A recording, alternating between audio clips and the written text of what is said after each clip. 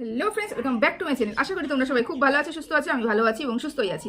তো এতক্ষণ তো তোমরা দেখে ফেলেছো, টিনা ভিডিও দিয়েছে এবং টিনা কি বললো, পরিষ্কার করে সব কথা বলে দিল তো যে আমি আমার হাজব্যান্ডকে ডিভোর্স দিতে চাই না, আর আমি আমার ছেলেকে কাছে পেতে চাই, আর আমার কোনো বিবাহ বহির্ভূত সম্পর্কর সাথে মানে যেটা ছিল এস সরকারের সাথে আমার কোনো সম্পর্ক নেই, সেটা অন ক্যামেরা ডিক্লিয়ার করলাম।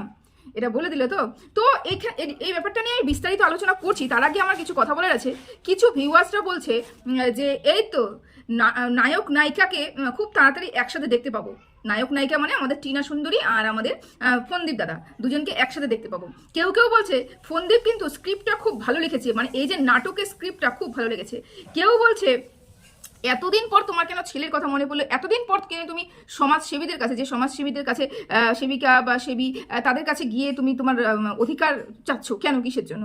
অনেক বিভিন্ন মানুষের বিভিন্ন মতামত টিনার এই ভিডিওটা নিয়ে। স্বাভাবিক, এই টিনার এই ভিডিওটা নিয়ে আজকে যে তোলপাড় হবে প্রত্যেকটা মানুষ জানে, ভিউয়ার্সটাও জানে, কন্ট্রোভার্সি ক্রিয়েটাররা জানে।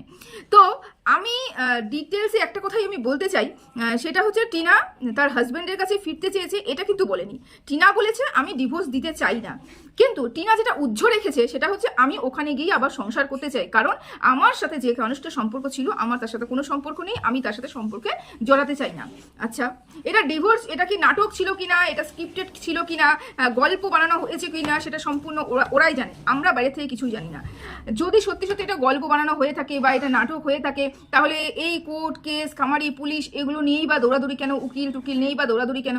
বা যদি এগুলো সত্যি সত্যি হয়ে থাকে তাহলে কেন একটা সমাজসেবিকাকে মাঝখানে ঢোকানো হচ্ছে? এটা নিয়ে অনেক অনেক বড় বড় প্রশ্ন আছে। আমার কথা এখানটায় নয়, আমার কথা কিছু অ্যান্টি ক্রিয়েটারদের।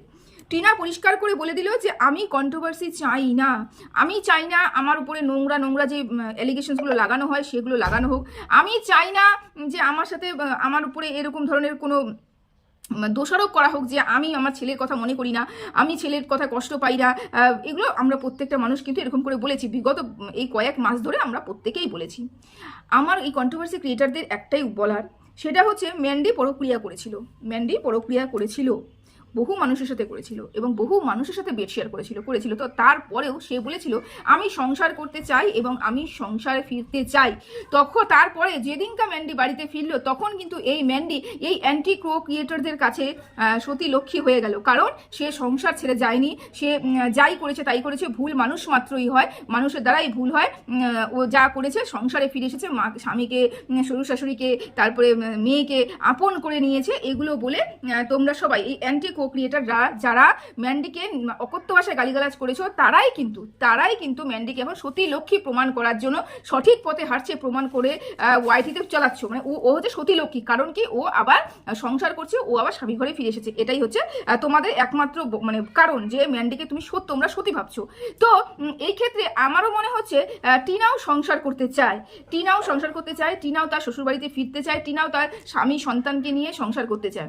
তাহলে এখন থেকে কি টিনার প্রতিও কি একটু সহানুভূতি দেখানো যাবে? টিনাকে কি একটু ভালোবাসা দেওয়া যাবে? অনেক তো হয়েছে, অনেক বলেছো, অনেক কাটাছেড়া করেছো, যেগুলো দেখোনি সেটা ওয়াইটিতে বিক্রি করেছো। টিনা এমন কিছুই দেখায়নি যেটা নিয়ে বিক্রি করা হয়েছে। টিনাকে নিয়ে এই এস সরকারকে কোথায় ঘুরতে গেছিল, কোথায় রিভিল হয়ে গেছিলো, মানে আমাদের ওয়াইটির বাইরে যেগুলো রিভিল হয়েছিল অন্যান্য অ্যাপে, সেখান থেকে ফটো নিয়ে এসে ভিডিও নিয়ে এসে অনেকভাবে অপমানিত করা হয়েছে, অনেকভাবে কথা শোনানো হয়েছে টিনাকে। তো ম্যান্ডির মানে এতগুলো সম্পর্ককে তোমরা যদি ভুলে যেতে পারো, টিনার একটা সম্পর্ককে তোমরা কেন ভুলতে পারবে না? টিনার একটা সম্পর্ক যেখানে হয়েছিল, ভুলবশত হয়েছিল, সম্পূর্ণটাই টিনা এখন বলেছে আমার সাথে তার কোনো সম্পর্ক নেই, আমি এখন একা, আমি এখন সংসার করতে চাই, মানে আমি ছেলেকে নিয়ে আসতে চাই। কিন্তু আমরা এখন বলতে পারি যে টিনা যে কাজটা করছে খুব ভালো কাজ করেছে। তোমরা যারা টিনাকে এতদিন গালিগালাজ করছো তারা কি আজকে একইভাবে গালিগালাজ করবে? নাকি তোমরা বলবে যে না টিনা তুমি যেই সিদ্ধান্ত নিয়েছো সেই সিদ্ধান্তটা ঠিক নিয়েছো, নাকি এই সিদ্ধান্ত নেওয়ার পিছনেও টিনাকে তোমরা গালিগালাজ করবে? এটাই আমার প্রশ্ন ছিল তোমাদের কাছে। এখনো কি ম্যান্ডির মতন টিনা ভালো হবে তোমাদের কাছে? নাকি এখনো টিনাকে বলবে তুই ভয় পেয়ে গেছিস, মানুষের কথা শুনছিস, তুই কেসে হেরে যাচ্ছিস, তোর টাকা পয়সা খরচা হচ্ছে, তুই আর পেরে উঠছিস না, তারপরে এস সরকার তোকে লাথি মেরেছে, এস সরকার তোকে ব্যাকলাইট দেখিয়েছে, বাড়িতে অশান্তি হচ্ছে, এই সব কারণে তুই বাধ্যতামূলক ফন্দীপের পায়ের নিচে এসে পড়তে চাইছিস না? এই ধরনের কটাক্ষগুলো তোমরা করবে? আমি তোমাদেরকে এই একটা প্রশ্ন করলাম, এই ধরনের কটাক্ষগুলো করবে নাকি একটা মেয়ে সমস্ত কিছু ভুলে যেতে চাইছে, একটা মেয়ে সমস্ত সম্পর্ক থেকে বেরিয়ে আসতে চাচ্ছে, একটা মা তার সন্তানকে চাইছে এবং ওই মা চাচ্ছে যেন ওরা সুখে সংসার করুক, যার জন্য কিন্তু ডিভোর্সের কথা বারবার করে বলে দিচ্ছে, আমি ডিভোর্স দেবো না, আমাকে যদি ফোনদীপ ডিভোর্স দিতেও চায় আমি ডিভোর্স দিব না। তার মানে ও ওর সাথেই সংসার করতে চায়। এখনো কি বলবে তুই লোভী, তুই ওই বাড়ি দেখেছিস, তুই ওই দোতলা দেখেছিস, তুই রাজবাড়ি দেখেছিস, ওর ইনকাম দেখেছিস, এত সুন্দর ঘর সাজানো দেখেছিস, এই জন্যই তুই ফিরে আসতে চেয়েছিস, এই কথাটা বলবে কি? নাকি বলবে হ্যাঁ ভুল মানুষ মাত্রই হয়, যা হয়েছে হয়ে গেছে, ভুল করে ফেলেছো, এখন তোমরা সুখে সংসার করো, ছেলে স্বামীকে নিয়ে সুখে সংসার করো। এটাই আমরা কন্ট্রোভার্সি ক্রিয়েটাররা দেখতে চাই। আমরা কি সত্যি সত্যি এখন একটা সংসার জোড়া লাগাবো, নাকি একটা সংসার আবার যে জোড়া লাগতে চাচ্ছে সেখানে ফাল হয়ে মানে ঢুকে, মানে যে সুচ হয়ে ঢুকে ফাল হয়ে বেরোয় যে ব্যাপারটা আছে, ওরকম করে সংসারটাকে আবার নষ্ট করে দেবো? কারণ কিছুদিন আগে পাতানো দিদি সংসারটাকে সংসারটা নিয়ে ছিনিমিনি খেলেছে। তো আমার রিকোয়েস্ট এই কন্ট্রোভার্সি অ্যান্টি কন্ট্রোভার্সি ক্রিয়েটারদের যে তোমরা একটু রেহাই দাও এবার। যদি ম্যান্ডি এত কুকর্ম করার পর তোমাদের কাছে সতীলক্ষ্মী হয়ে থাকে, তাহলে এবার রেহাই ওই মেয়েটাকে দাও, ওই মাটাকে দাও, যে ভেতরে ভেতরে গুমরা ছিল, যে ভেতরে ভেতরে কাঁদছিল, চোখের জল তোমাদের সামনে আনছিল না। তার মানে কিন্তু মাটার কষ্ট হচ্ছিল না, এটা কিন্তু বিন্দু মাত্র বোঝায় না। মাটার যে কষ্ট হচ্ছিল, মাটা যে সব কিছু ভুলতে মানে কষ্টটা ভোলার জন্য এদিক যাচ্ছে ওদিক যাচ্ছে, ছটপট করছে, আমরা প্রত্যেকটা মানুষ কিন্তু বুঝতে পেরেছি। হ্যাঁ আমরাও আঙ্গুল তুলেছি, যখন এক্সট্রিম লেভেলে চলে গেছে তখন আমরা আঙ্গুল তুলেছি, কিন্তু ওই মেয়েটার কষ্ট হচ্ছিল। একটা মা যে সন্তান জন্ম দিয়েছে তার কষ্ট হবে না, এটা হতে পারে? তো ওই মা সমস্ত কিছু ভুলে যেতে চায়, সমস্ত কিছু সমস্ত কেচ্ছা ভুলে যেতে চায় এবং সংসার করতে চায়, স্বামীর সাথে সংসার করতে চায়। এখন অ্যান্টি ক্রিয়েটারদের উপরে নির্ভর করছে, সে চাচ্ছে কোনো কন্ট্রোভার্সি যাতে না হয়। কন্ট্রোভার্সি যদি হয় তাহলে ওদের আর সংসার করা হবে না, মন আবার বিষিয়ে দেওয়া হবে। যদিও সংসারটাকে একটু ঠিক করা, জোড়া লাগানোর চেষ্টা সবাই মিলে করি, চলো সবাই মিলে চাই ওরা সংসার করুক, এটাই আমরা চাই। একটা সংসার এত সহজে কিন্তু ভাঙা, আমার মনে হয় যে এরকম করে ভাঙাটা ঠিক নয়, তাই না? এই যে এখন যে ও সিদ্ধান্তটা নিয়েছে, এর উপরে কটাক্ষ না করে এই সিদ্ধান্তের উপরে ওকে বাহবা জানাও, এই সিদ্ধান্তের উপরে বলো এত দিনে দেরি হয়েছে কিন্তু তুমি সঠিক সিদ্ধান্ত নিয়েছো, এই সিদ্ধান্তের উপরে ওকে বাহবা জানিয়ে ওকে আরো করো যে হ্যাঁ তুমি যেটা করেছো খুব ভালো করেছো, যে সিদ্ধান্ত নিয়েছো খুব ভালো নিয়েছো, তুমি এখন এগিয়ে যাও।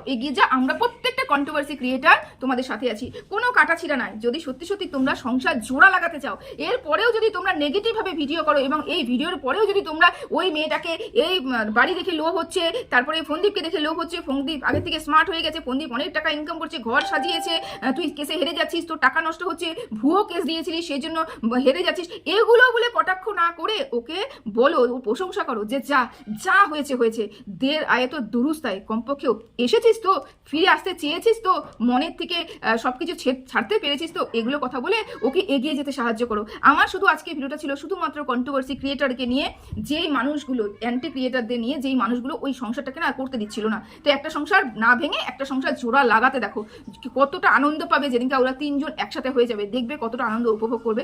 থাকলেও এটা নাটক কি অভিনয়, এটা নিয়ে আমি পরে একটা ভিডিও করব। তো চলো সবাই ভালো থেকো, সুস্থ থেকো, টাটা।